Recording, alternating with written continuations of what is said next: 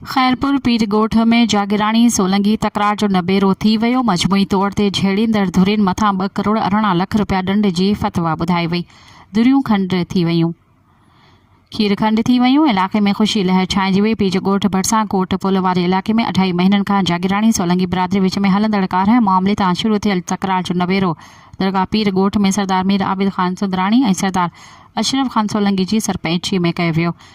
जागीराणी धुर ॾांहुं doctor Ibrahim Jatoi machine तौर शिरकत कई। जत अब्दुल सत्तार जागीराणी बयानु कयो, जॾहिं त सोलंगी धुर ॾांहुं मोहम्मद ख़ान जुड़ेजो ऐं अज़हर कुमारियो मुशीर तौर शिरकत थिया।